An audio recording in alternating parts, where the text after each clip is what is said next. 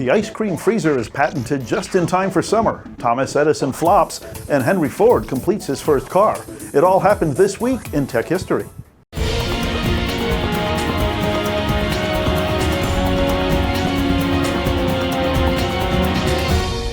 This week in 1848, William Young of Baltimore, Maryland, patented a hand-cranked paddle freezer and invented the technique for making ice cream that survives today. It cut the time from hours to minutes and resulted in a uniform and smooth ice cream.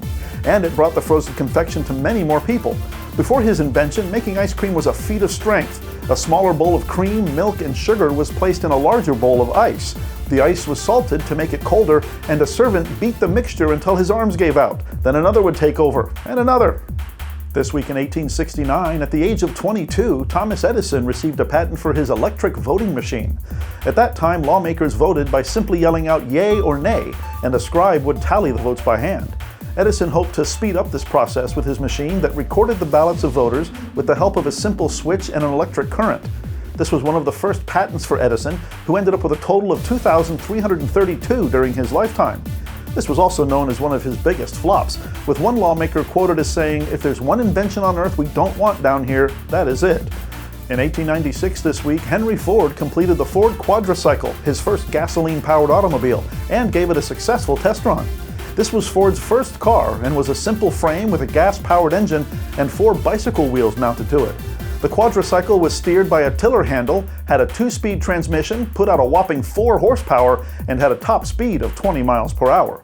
The original quadricycle still survives today and is housed at the Henry Ford Museum in Dearborn, Michigan. In 1929 this week, Warner Brothers debuted the first all-color, all-talking motion picture. The film debuted at the Winter Garden Theater in New York City. Ethel Waters, Joe E. Brown, and Arthur Lake starred in On with the Show. The film generated a lot of buzz in Hollywood, and virtually overnight, most other studios began shooting all-color films. Unfortunately, the original color print of On with the Show was lost, and only black and white copies remain, one of which is held at the Library of Congress. This week in 1971, the U.S. space probe Mariner 9 blasted off from Kennedy Space Center in Florida on a journey to Mars.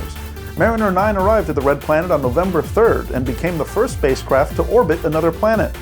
Mariner 9 returned photographs of the entire surface of Mars, including some images that revealed what appeared to be riverbeds on the surface, suggesting the presence of water on Mars at some point in the past.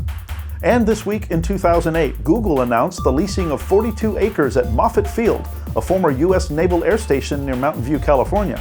The internet search giant said it planned to build a high-tech campus on the land. The deal called for an annual rent of $3.7 million to NASA. That's our look back at This Week in Tech History, brought to you by IFA in Berlin. IFA, the Global Innovations Show. Meet the official partner of the future in Berlin. Hey everyone, Cameron Graveline here. Remember, call in, win stuff. Thank you.